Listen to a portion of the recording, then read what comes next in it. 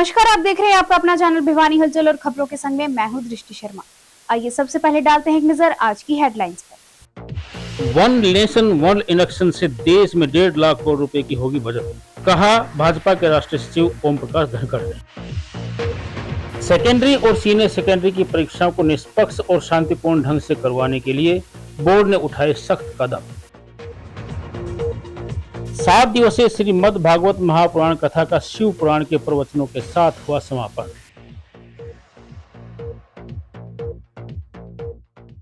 विश्व स्काउट दिवस पर सह चिंतन दिवस कार्यक्रम का हुआ आयोजन।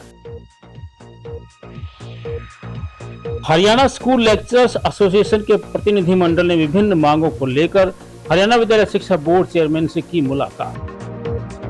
और अब खबरें विस्तार से। भिवानी के पंचायत भवन में वन नेशन वन इलेक्शन विषय पर सेमिनार का आयोजन किया गया, जिसमें भाजपा के राष्ट्रीय सचिव ओम प्रकाश धनखड़ ने मुख्य अतिथि के रूप में शिरकत की। इस दौरान उन्होंने कहा कि विकसित भारत के विजन को साकार करने में वन नेशन वन इलेक्शन महत्वपूर्ण भूमिका निभाएगा। धनखड़ ने कहा कि हर चुनाव में 4 से 7 लाख करोड़ रुपए तक का खर्च होता है और एक साथ चुनाव होने से करीब 1.5 लाख करोड़ रुपए की बचत संभव है। वन नेशन वन इलेक्शन मुद्दे को लेकर पंचायत भवन में आयोजित सेमिनार में मुख्य अतिथि भाजपा के राष्ट्रीय सचिव ओम प्रकाश धनखड़ ने कहा कि भारत को विकसित भारत के विजन के साथ आगे बढ़ना होगा। उनका रास्ता वन नेशन वन इलेक्शन से होकर गुजरता है।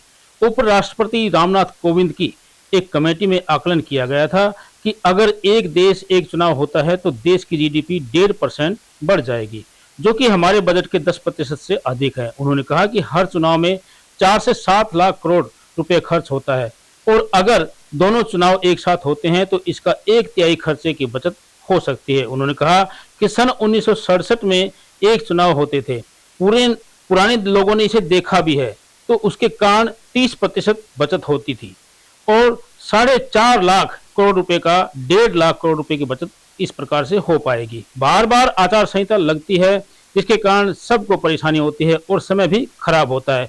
वहीं इस अवसर पर आयोजित सेमिनार के मुख्य अतिथि भाजपा के राष्ट्रीय सचिव ओम प्रकाश धनखड़ ने कहा कि अमेरिका के साथ ट्रेड डील पूरी तरह से देश हित में है।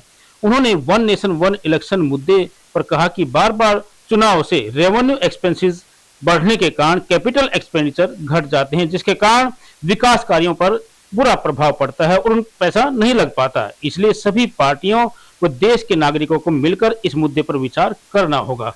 कार्यक्रम की अध्यक्षता सीबीएलयू के रजिस्ट्रार डॉक्टर जितेंद्र भारद्वाज ने की। जर्नलिस्ट क्लब के प्रधान ईश्वर धामू व प्रधान महासचिव प्रदीप चौहान ने सेमिनार में आए हुए अतिथियों व प्रबुद्ध नागरिकों का आभार व्यक्त किया। देखिए, भारत को एक विकसित भारत के विजन सपने के साथ जो भारत बढ़ रहा है, उसका रास्ता एक राष्ट्र एक चुनाव से होकर जाता है। कई बड़ी बड़ी बातें एक राष्ट्र एक चुनाव से ठीक हो जाएंगी। जो रामनाथ कोविंद जी की कमेटी बनी थी, उस कमेटी ने एक आकलन दिया था, अगर एक राष्ट्र एक चुनाव लागू हो जाता है तो देश की जीडीपी 1.5% बढ़ जाएगी और 1.5% बढ़ने का मतलब है 5.67 लाख करोड़। अभी जो हमारा बजट है उसके 10% से ज़्यादा। ये बड़ी ताकत बनेगा ये विषय, अगर ये लाभ इसका मिलता है। फिर चुनावों पर उन्होंने एक आकलन दिया कि खर्च होता है 4 लाख से 7 लाख करोड़, क्योंकि आपको पता है सारा पैसा रिकॉर्ड में तो आता नहीं है चुनाव का। बहुत तरह के खर्चे चुनाव में जिस तरह के होते हैं, तो उनका एक अनुमान है उस कमेटी का कि इतना खर्च होता है और इसके 1/3 पैसे की बचत हो सकती है अगर दोनों चुनाव एक साथ हो जाएं, लोकसभा और विधानसभा।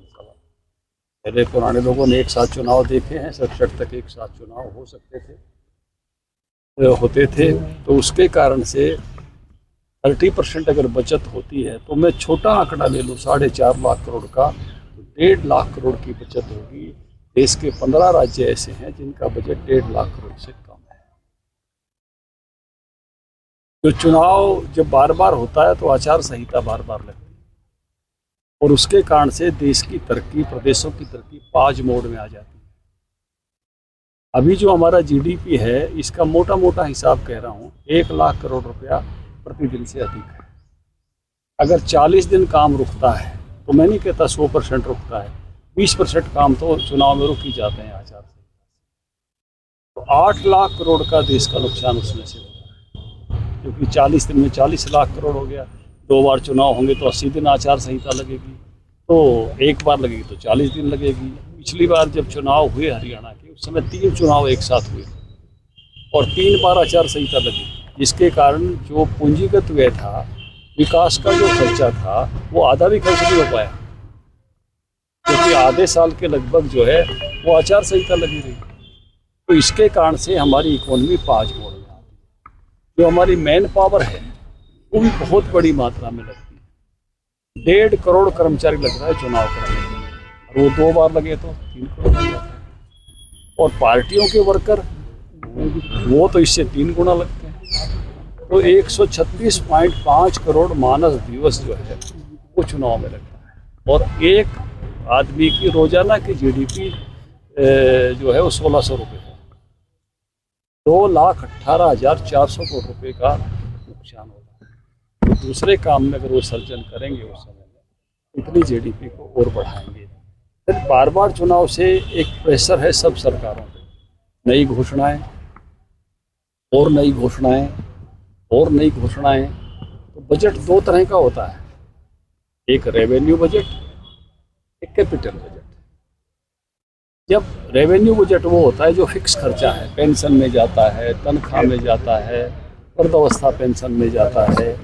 और पूंजीगत बजट वो होता है जो नए विकास के काम आता है, जैसे फ्लाईओवर बनते हैं, 152D जैसे रोड बनते हैं, बाईपास बनते हैं। तो जब नज़दीक चुनाव होते हैं तो इन घोषणाओं के कारण से पूंजीगत बजट कम होता है, क्योंकि बहुत सारी अनाउंसमेंट पहले हो जाती है और वो रेवेन्यू बजट की तरफ खिसक जाती है। अब रेवेन्यू बजट और पूंजीगत बजट का इकोनॉमी पर बहुत अलग अंतर है। रेवेन्यू बजट इकोनॉमी को 2 बार घुमाता है, आर्थिक पहिया, और पूंजीगत बजट 6 बार घुमाता है। जैसे मेरे पास पेंशन के पैसे आ गए, मैंने खर्च दिए बस। लेकिन वही किसी मकान बनाने में लगे तो कितने लोगों पे जाते हैं। और इसीलिए हमारी इकोनॉमी की जो गति है, हमारा पूंजीगत बजट अच्छा होने के कारण से 7% की है।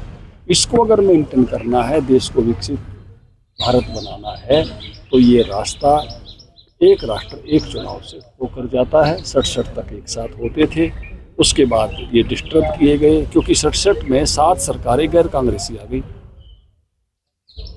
पूरे समय उनको चलने नहीं दिया गया। परिवर्तन शुरू हुए वहाँ से, हरियाणा में आई, पंजाब में आई, पश्चिम बंगाल में आई, केरल में आई, तमिलनाडु में आई, उत्तर प्रदेश में आई, बिहार में आई। आपको याद होगा पुराने लोगों को, वीरेंद्र सिंह जी यहाँ मुख्यमंत्री बने थे, राव वीरेंद्र, चौधरी चरण सिंह यूपी में बने थे। ये सरकारें पूरे समय नहीं चलने दी गई, इसलिए चुनाव का क्रम टूटा राज्यों का। फिर स्वयं श्रीमती इंदिरा गांधी ने अपना वर्चस्व स्थापित करने के लिए 2 चुनाव 72 में होना था 67 के बाद, वो 71 में करा दिया, क्योंकि उस समय कपाणी कांग्रेस थी, पूरा रुतबा मानती नहीं थी, इनको अपना पूरा अधिकार चाहिए था। तो झटका देने के लिए 67 के बाद चुनाव 5 साल बाद का होना चाहिए था। 72 में चुनाव हुआ, 71 में, और फिर इमरजेंसी लगा के 5 साल बाद चुनाव होना चाहिए था 71 का। 76 में चुनाव हुआ, 77 में सबको याद है जनता पार्टी का। इसको डिस्टर्ब करने का खेल अपनी व्यक्तिगत राजनीति के लिए किया गया। देश को आगे बढ़ाने के लिए 1 नेशन 1 इलेक्शन बहुत आवश्यक है। देश में जो है वो लोकसभा में विधेयक प्रस्तुत है, पास तब होगा जब सारा विपक्ष साथ देगा, 2/3 मेजोरिटी से ये पास होगा। विधानसभाओं में हमारे पास मेजोरिटी है, लेकिन पूरे देश की जनता के बीच में इसलिए अपील है कि सब लोग मिलकर देश की तरक्की के लिए एक राष्ट्र एक चुनाव का कानून बनाए। मैं डॉक्टर विनोद अंचल, जोन प्रभारी 1 नेशन 1 इलेक्शन। आज 1 नेशन 1 इलेक्शन के सेमिनार हुआ, इसके ऊपर एक राष्ट्र एक चुनाव, यह एक महत्वपूर्ण विषय के ऊपर सब में चर्चा हुई। इससे लोगों को नई दिशा और नई दृष्टि मिली है। यह एक महत्वपूर्ण विषय। इसके अंदर लोगों का खर्चा बचेगा और एक साथ जब हमारे पंचायत से लेकर और MP तक के चुनाव होंगे तो देश का बहुत भला होगा, है ना। हरियाणा विद्यालय शिक्षा बोर्ड द्वारा सेकेंडरी और सीनियर सेकेंडरी की परीक्षाओं को निष्पक्ष और शांतिपूर्ण ढंग से संपन्न कराने के लिए कड़े प्रबंध किए गए। बोर्ड चेयरमैन डॉक्टर पवन कुमार शर्मा ने बताया कि परीक्षा अवधि के दौरान भारतीय नागरिक सुरक्षा संहिता 2023 की धारा 163 लागू की गई है। परीक्षा केंद्रों के 200 मीटर दायरे में अनाधिकृत व्यक्तियों के प्रवेश, हथियारों के साथ आने जाने तथा फोटोस्टेट, मोबाइल, वाईफाई जैसी सुविधाओं के उपयोग पर प्रतिबंध रहेगा। सभी केंद्रों पर CCTV कैमरे, पुलिस बल और फ्लाइंग स्क्वाड की तैनाती की गई है। साथ ही शिक्षा विभाग ने विद्यार्थियों के हित में नया नियम लागू करते हुए परीक्षा के 15 दिन बाद 2 विषयों की पुनर्परीक्षा का अवसर देने का निर्णय लिया है। बोर्ड चेयरमैन प्रोफेसर डॉक्टर पवन कुमार शर्मा ने कहा कि जिला भिवानी सहित सभी जिलों के परीक्षा केंद्रों पर बाह्य हस्तक्षेप पर पूर्ण अंकुश लगाने के लिए तथा परीक्षा केंद्रों के भवनों के निकट केवल परीक्षा अवधि के दौरान 25 फरवरी से 1 अप्रैल तक धारा 163 लागू रहेगी। उपरोक्त आदेशों के अवहेलना में किसी भी प्रकार कोई व्यक्ति दोषी पाया जाता है तो वह भारतीय न्याय संहिता 2023 की धारा 223 के तहत दंड का भागी होगा। बोर्ड चेयरमैन ने बताया कि भारतीय नागरिक सुरक्षा संहिता 2023 की धारा 163 के तहत प्रदत्त शक्तियों का प्रयोग करते हुए परीक्षाओं से संबंधित सभी जिलों के परीक्षा केंद्रों के 200 मीटर के दायरे में लाठी, डंडा, जेली और किसी भी प्रकार के घातक हथियार लेकर जाना वर्जित है। उपरोक्त परीक्षा के दौरान सभी परीक्षा केंद्रों के 200 मीटर की परिधि में किसी भी अनाधिकृत व्यक्ति का प्रवेश वर्जित है। उपरोक्त परीक्षा समय में भिवानी में परीक्षा केंद्रों के 200 मीटर की परिधि में स्थित सभी दुकानों, शैक्षणिक संस्थाओं में स्थापित photostat, xerox, fax, mobile phone, computer, laptop, wifi, personal hotspot आदि का संचालन वर्जित है। जैसा कि 25 और 26 फरवरी से सेकेंडरी, सीनियर सेकेंडरी और DLED की परीक्षाएं अभी हमारी प्रक्रियाधीन हैं, जो कि आरंभ होने जा रही हैं। इसके लिए मैं आपके माध्यम से सभी अभिभावकों को, सभी जो परीक्षार्थी हैं उनको, और जो एग्ज़ाम ड्यूटी पर अध्यापक साथी हैं या अन्य कर्मचारीगण हैं, चाहे वह पुलिस स्टाफ हो, चाहे फिर ग्राम पंचायत भी जैसे इसमें सहयोग हमारा कर रही हैं, सभी से एक ही अपेक्षा करता हूं कि परीक्षा की गुणवत्ता को और परीक्षा की जो शुचिता है इसको बनाए रखें। कहीं किसी प्रकार का इसमें कहीं कोई व्यवधान या किसी प्रकार की कोई ढील इसमें ना होने पाए। मैं बार बार एक बात कहता हूँ, माननीय मुख्यमंत्री महोदय और माननीय शिक्षा मंत्री महोदय 0 टॉलरेंस की पॉलिसी पर इस पर निर्देश दे रहे हैं और काम किया जा रहा है। यदि कहीं किसी प्रकार की ढील किसी भी स्तर पर यदि हुई तो वहाँ पर बड़ी कठोर कार्रवाई होगी, विभागीय कार्रवाई होगी। तो मैं सभी से यही अनुरोध करना चाहूँगा, परीक्षा को परीक्षा की तरह ही समझें। जहाँ तक सवाल विद्यार्थियों, परीक्षार्थियों का है, उन्हें मैं एक ही संदेश देना चाहता हूँ कि किसी प्रकार का कोई साइकोलॉजिकल प्रेशर, परफॉर्मेंस प्रेशर अपने दिमाग पर ना रखें, क्योंकि परीक्षा अपने आप में कोई दो राय नहीं, एक ऐसी स्टेज तो होती है जहाँ आपकी क्वालिटी या आपके जो नॉलेज है उसको इवेलुएट किया जाता है, लेकिन इसके साथ साथ में आपको अगली क्लास के लिए भी हम प्रमोट करेंगे। तो इसका मतलब है कि आप एक नई कक्षा में जाने जा रहे हैं, तो एक खुशी का माहौल होना चाहिए। और इसके अलावा जैसा पहले मैं बता चुका हूँ, 15 दिन बाद हम ऐसे विद्यार्थियों को एक अवसर और देंगे जिसमें वो परीक्षार्थी यदि किसी विषय में प्रॉपर अपना पेपर नहीं कर पाए हैं, 15 दिन बाद दोबारा वो अपीयर हो सकते हैं। उसके लिए उनको दोबारा से फॉर्म भरना होगा वेबसाइट पर, और आप बिल्कुल चिंता इसके बारे में ना करें। हरियाणा विद्यालय शिक्षा बोर्ड पूरी तरह से आपके साथ है और हर संभव आपके जो भविष्य और आपके जो इंटरेस्ट हैं उनका ख्याल रखा जाए। भिवानी में 7 दिवसीय श्रीमद् भगवत महापुराण कथा के दौरान शिव पुराण का भव्य प्रवचन आयोजित किया गया।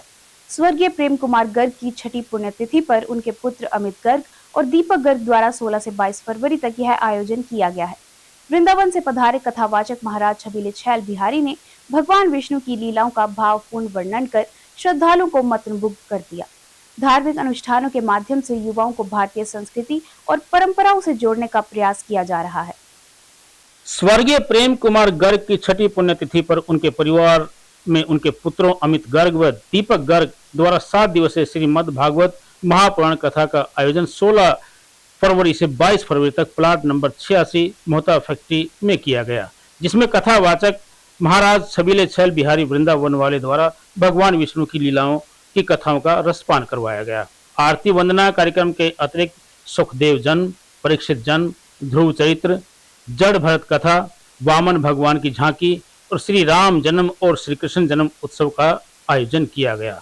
Doctor RB. गोयल व गर्ग परिवार अमित गर्ग ने बताया कि दूर दूर से भक्तजनों ने आकर श्रीमद् भागवत कथा का रसपान किया। कथा में हिंदू संस्कृति पर जोर देते हुए स्वर्गीय प्रेम कुमार गर्ग के परिजनों ने कहा कि उनके द्वारा युवाओं में पुरानी रीति रिवाजों के प्रति जागरूक करने की पहल की गई है। आज का युवा शक्ति मोबाइल से ही व्यस्त रहते हुए पुरानी परंपरा को भूलता जा रहा है। मेरा नाम डॉक्टर कपिल, संचालक त्रिवेणी डेंटल से। आज ये जो भागवत कथा चल रही है, ये हमारे अंकल जी प्रेम गर्ग जी की 6वीं पुण्यतिथि के उनकी याद में की जा रही है। और यहाँ पे जो हमारे जो वक्ता हैं भागवत के, वो छैल छबील महाराज जी, बहुत अच्छा आयोजन चल रहा है। बहुत सारे श्रद्धालु जो हैं वो इसको बहुत आनंद ले रहे हैं। भागवत का बड़ा उनको मज़ा आ रहा है।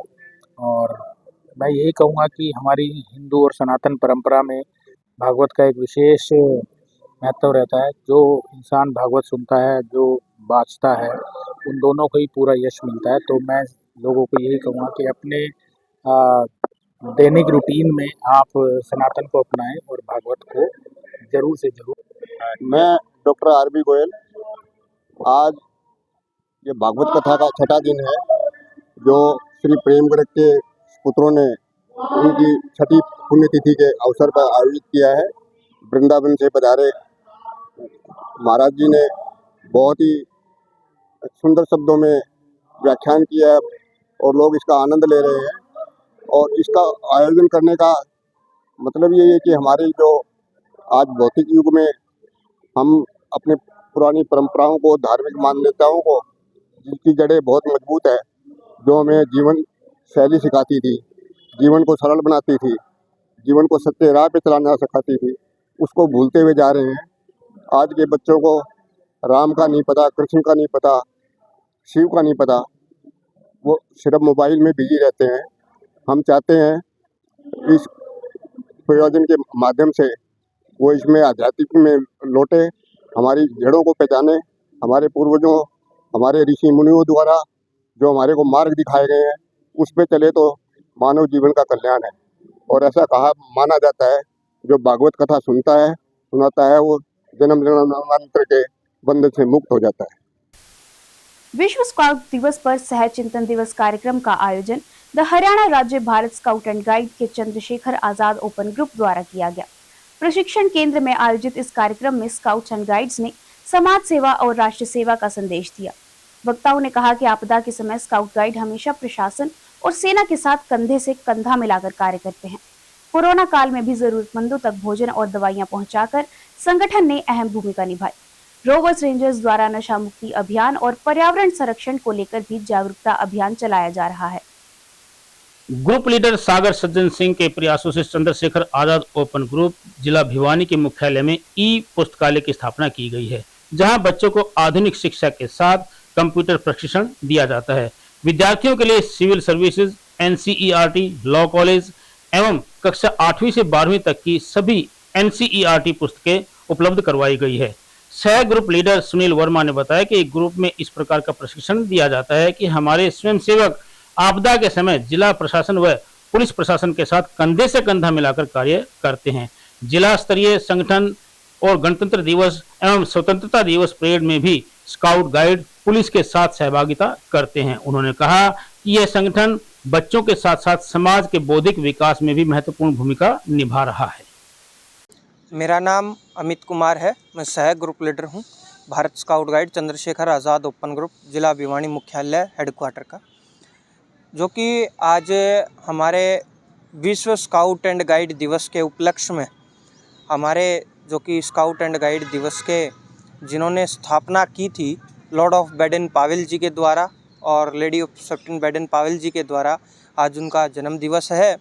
उसके उपलक्ष्य में आज कार्यक्रम रखा गया है। राष्ट्रीय मुख्यालय एवं राज्य मुख्यालय के आदेशों पर आज जिला मुख्यालय चंद्रशेखर आज़ाद ओपन ग्रुप में यह कार्यक्रम रखा गया है और माननीय ग्रुप लीडर महोदय श्री सागर सज्जन सिंह, ग्रुप कोऑर्डिनेटर लक्ष्मण गौड़ जी के दिशा निर्देशों में प्रशिक्षण केंद्र के अंदर आज माननीय हमने हमारे फाउंडर साहब को जो कि पुष्प श्रद्धांजलि और सलामी दी है और उनके जन्मदिवस के उपलक्ष्य में ही हमने पौधारोपण किया गया है, जो कि हमने पिछले 7 नवंबर से 2025 7 नवंबर से और उससे पिछले पूर्व भी हमारा 3.5 सालों से नशा मुक्त कार्यक्रम जो कि चलता आ रहा है, वो लगभग 3.5 साल हमारे उसको पूरे हो चुके हैं। उसके संदर्भ में भी हमने आज पखवाड़ा चलाया है, जो कि पर्यावरण शुद्धिकरण, जो कि इस मुहिम पर हमारा रहेगा और जो कि हमारे राष्ट्रीय मुख्यालय के द्वारा एक मुहिम और चलाई गई है, जो कि सशक्त युवा विकसित भारत की, जो कि इस पर भी हमारा बौद्धिक विकास, जो कि हम बच्चों का बौद्धिक विकास कर रहे हैं, अनुशासन में रहना इनको, और क्या बोलते हैं इनको, जो कि पढ़ाई के लिए माननीय ग्रुप लीडर महोदय के अथक प्रयासों से हमने यहाँ पर एक ई-लाइब्रेरी पुस्तकालय का भी निर्माण किया है, जिसमें कंप्यूटर की भी हमने सुविधा दी हुई है, वाईफाई भी है, अच्छे कुर्सियाँ भी हैं, पुस्तकें भी हमने सब उसमें अवेलेबल करवाई हुई हैं। हरियाणा स्कूल लेक्चरर्स एसोसिएशन हसला के प्रतिनिधि मंडल ने विभिन्न मांगों को लेकर हरियाणा विद्यालय शिक्षा बोर्ड के चेयरमैन से बैठक की।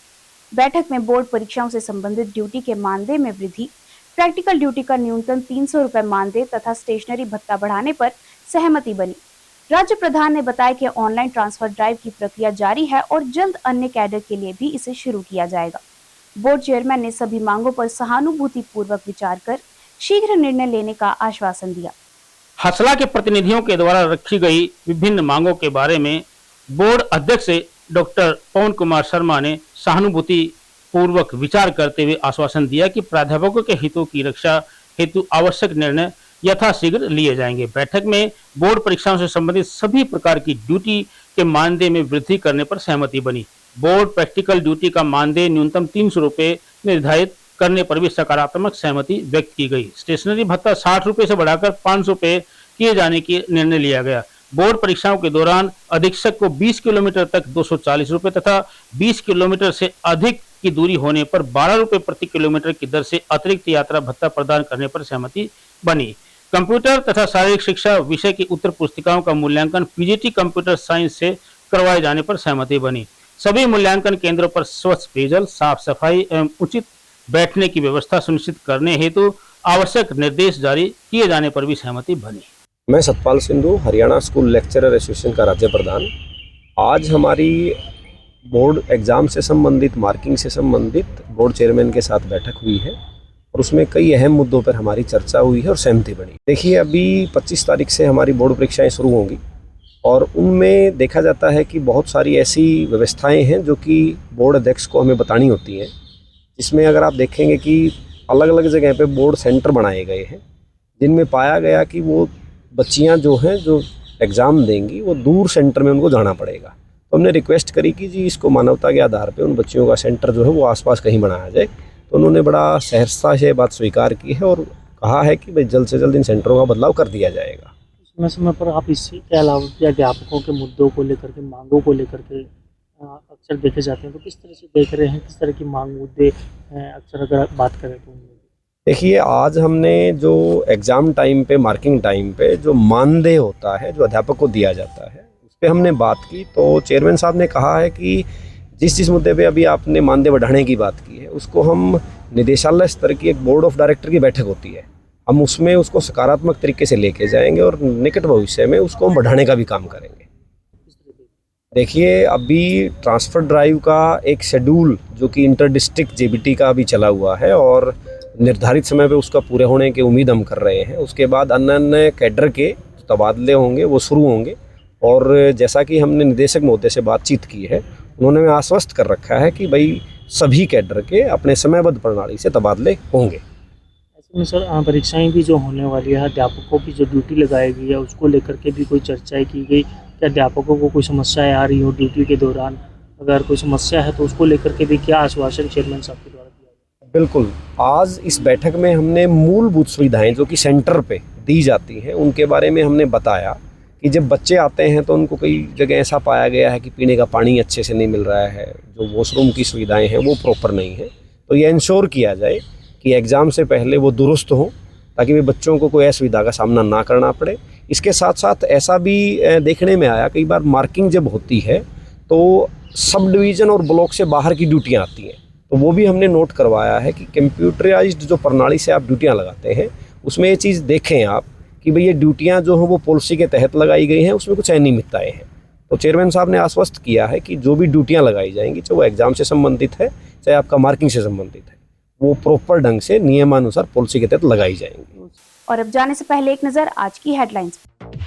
वन नेशन वन इलेक्शन से देश में 1.5 लाख करोड़ रुपए की होगी बजट, कहा भाजपा के राष्ट्रीय सचिव ओम प्रकाश धनखड़ ने। सेकेंडरी और सीनियर सेकेंडरी की परीक्षाओं को निष्पक्ष और शांतिपूर्ण ढंग से करवाने के लिए बोर्ड ने उठाए सख्त कदम। 7 दिवसीय श्रीमद् भागवत महापुराण कथा का शिव पुराण के प्रवचनों के साथ हुआ समापन। विश्व स्काउट दिवस पर सह चिंतन दिवस कार्यक्रम का हुआ आयोजन। हरियाणा स्कूल लेक्चरर्स एसोसिएशन के प्रतिनिधिमंडल ने विभिन्न मांगों को लेकर हरियाणा विद्यालय शिक्षा बोर्ड चेयरमैन से की मुलाकात। अब मुझे दीजिए इजाजत और देखते रहिए आपका अपना चैनल भिवानी हलचल।